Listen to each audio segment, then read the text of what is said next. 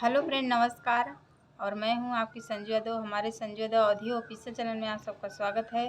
तो मैं आप सबके लिए बहुत प्यारा सा सावन मन भावन गीत लेके आई हूं। बहुत अच्छा है और कजरी है, बहुत धमाकेदार है। उम्मीद करती हैं आप सबको बहुत अच्छा लगेगा। छोटा सा है तो आप लोग ऐसे ही बने रहिए। चलिए मैं सुनाती हूँ। अब के सावन में कांवरी सजावा पिया, शिव के मनावा पिया ना।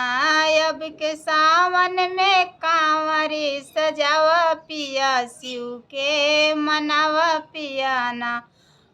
शिव के मनावा पिया, शिव के मनावा पिया, शिव के मनावा पिया ना।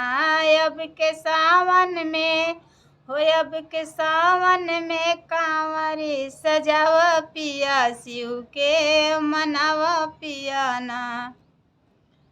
जय हया जमगढ़ बाजार कांवर लइहा चटकारी, जय हया जमगढ़ बाजारी कांवर लइहा चटकारी। हमरे मनवा के हमरे मनवा के श्रद्धा पुरावा पिया, शिव के मनावा पिया ना। हमरे मनवा के श्रद्धा पुरावा पिया, शिव के मनावा पिया ना। शिव के मनावा पिया, शिव के मनावा पिया, शिव के मनावा पिया ना। हमरे मनवा के श्रद्धा पुरावा पिया, शिव के मनावा पिया ना।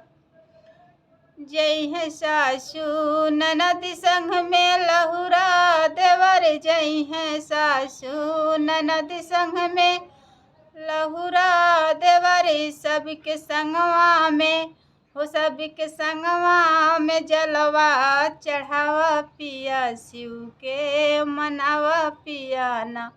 सबके संगवा में जलवा चढ़ावा पिया, शिव के मनावा पिया ना।